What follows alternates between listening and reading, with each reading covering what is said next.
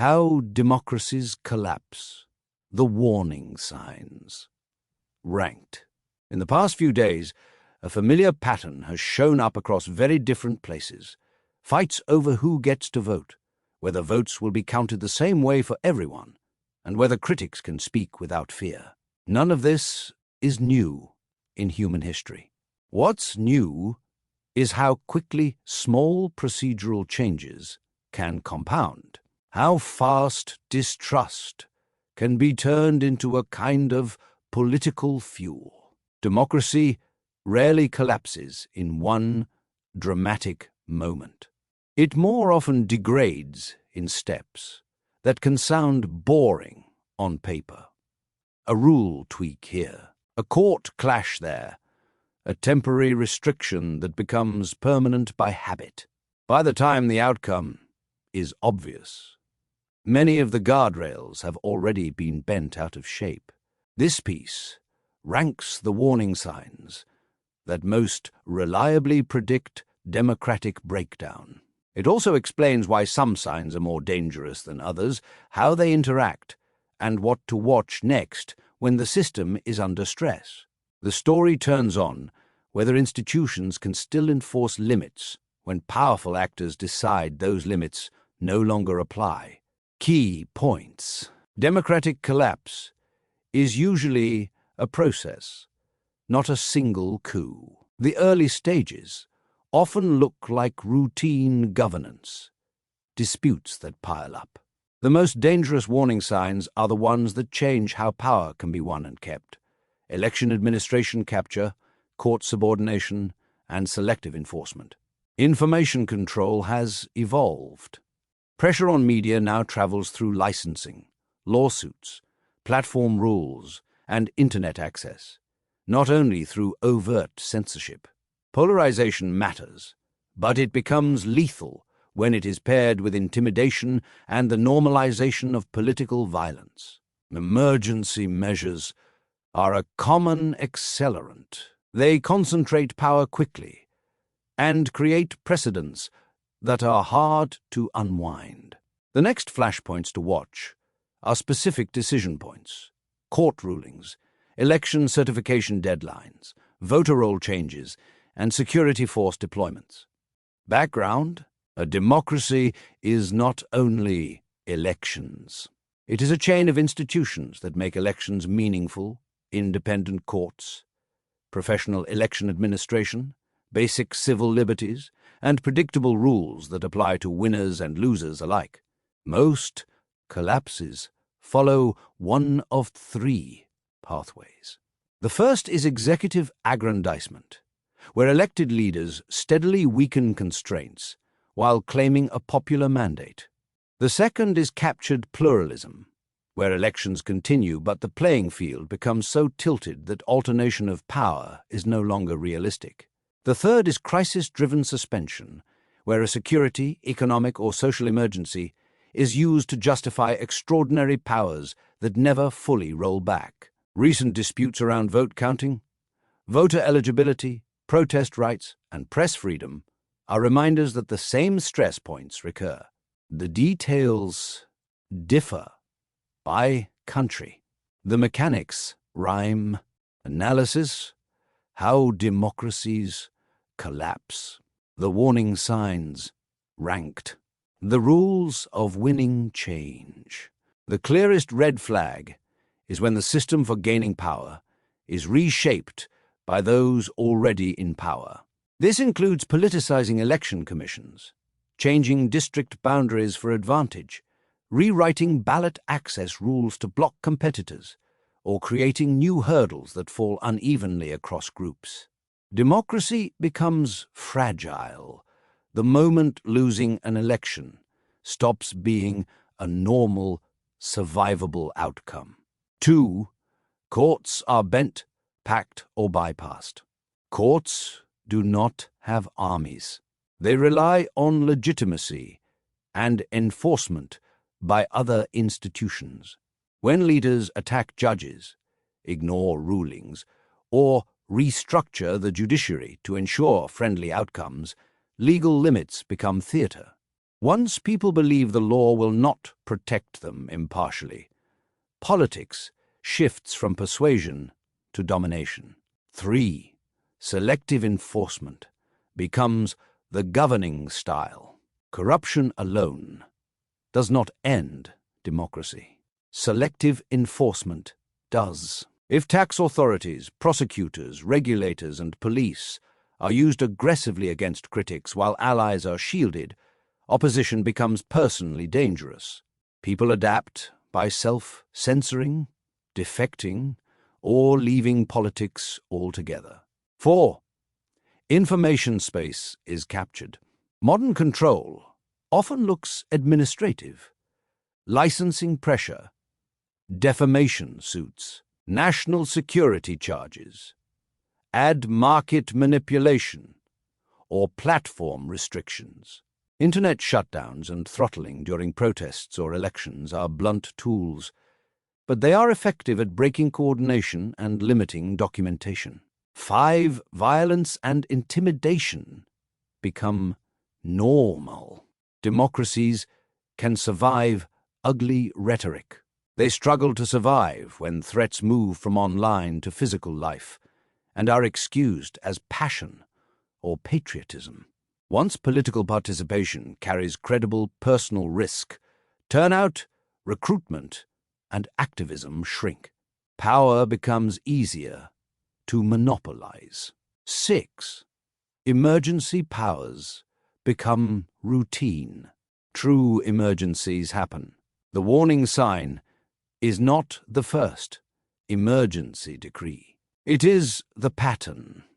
Repeated temporary measures, weak oversight, vague definitions of threats that conveniently include dissent. 7. Opposition is allowed to exist, but not to compete. This is the stage democracy model.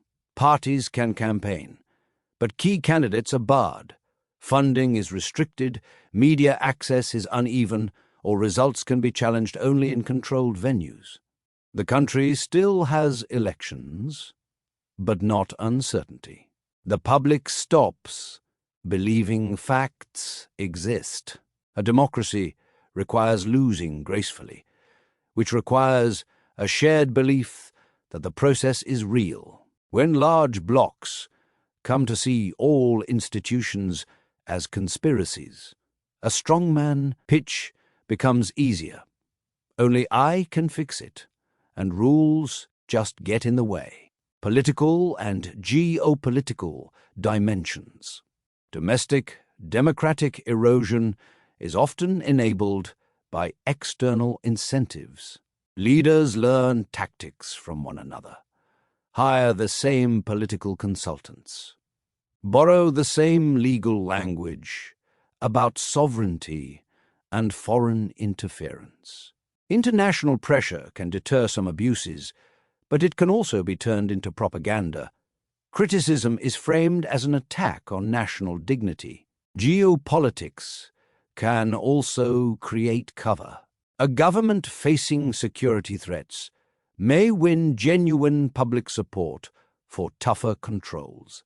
The risk is that controls expand beyond the threat and begin targeting political competition itself. Allies may look away for strategic reasons, especially when cooperation is needed on migration, trade, or defense. Economic and market impact. Democratic backsliding tends to raise the rules, risk premium. Businesses and investors can tolerate many political styles, but they struggle with unpredictability, sudden regulatory shifts, politicized courts, or contracts that depend on proximity to power. At household level, the economic channel is often indirect, but real. When power is concentrated and oversight weakens, corruption becomes less costly. Public spending becomes more political. Competence can be replaced by loyalty.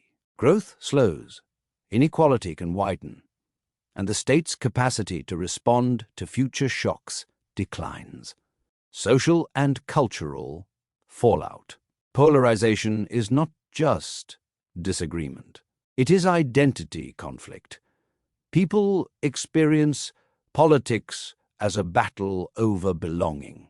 In that environment, compromises look like betrayals and procedural rules feel like obstacles. Leaders can exploit this by presenting opponents as existential threats rather than legitimate rivals. The most corrosive shift is moral permission. When citizens begin to accept that our side should bend rules because the other side is worse, democratic culture degrades from within. Institutions do not collapse only because leaders attack them. They also collapse when the public stops demanding restraint. Technological and security implications. Technology has widened the toolkit for both protection and repression.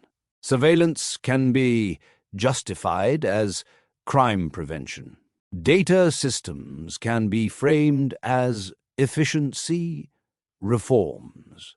But the same infrastructure can be turned into political control, tracking opponents, mapping networks, limiting mobilization, or shaping information flows. Cyber incidents and disinformation can become a pretext for broad restrictions. A real problem is used to justify an overly broad solution. The danger is not only censorship, it is the creation of a permanent security state logic in everyday politics. What most coverage misses, the overlooked factor, is institutional fatigue. Democracies rely on thousands of people doing unglamorous work. Civil servants processing ballots, judges writing decisions, journalists verifying claims, auditors reviewing budgets, police enforcing the law without fear or favor. When these roles are constantly attacked, underfunded, or politicized, quality drops. Errors rise. Distrust grows. That feeds the next round of power grabs.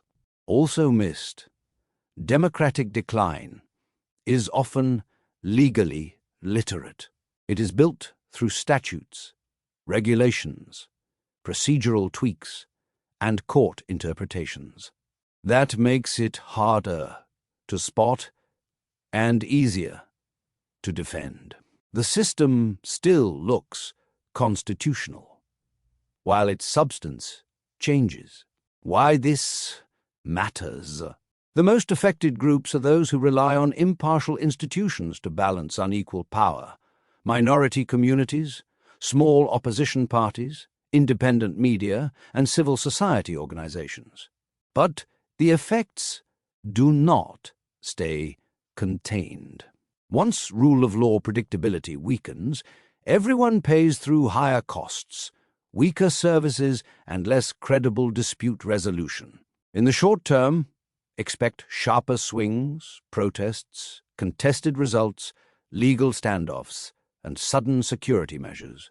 In the long term, the risk is a locked system where leadership changes only through internal party deals, not through voters. Concrete events to watch next are the decision points where rules harden into precedent, publication of final voter lists, recount and certification milestones, court rulings on election disputes, and any announced limitations on assembly or internet access during sensitive periods. When elections are scheduled soon, scrutiny should rise around candidate eligibility decisions and the independence of the bodies that certify results. Real-world impact. A small shop owner in a capital city watches protests delay a vote recount. Deliveries stop. Customers stay home. The question is no longer who won, But will anyone accept the result? Even a temporary pause becomes a hit to daily income. A university student in a major state worries their name has disappeared from the voter roll. They spend days gathering documents, standing in lines, and trying to understand rules that changed quickly. Politics becomes administrative stress, not civic participation. A journalist in a global financial hub edits a story with a lawyer present. Certain phrases are avoided. Sources go quiet. The newsroom still operates, but the boundaries of what can be said shrink month by month. A logistics manager in an East African port city loses internet access during a tense political moment. Payments lag, tracking systems fail, rumors fill the gap. The shutdown is framed as public order, but the cost lands on ordinary commerce. What if democracies collapse when competition becomes dangerous, when referees become players, and when rules turn into weapons? The first cracks usually appear around elections and courts, because those are the choke points for peaceful transfer of power. The fork in the road is straightforward, but not easy. Either institutions remain strong enough to apply rules evenly, or politics shifts toward a system where power protects itself. Leaders can choose restraint, transparency, and independent oversight, or they can choose speed, control, and loyalty tests. The signs that will show which way things are breaking are practical: whether election bodies can operate without intimidation, whether court decisions are obeyed even when inconvenient, whether information remains open during moments of tension, and whether violence is punished rather than excused. When those tests start failing in sequence, collapse is no longer a theory.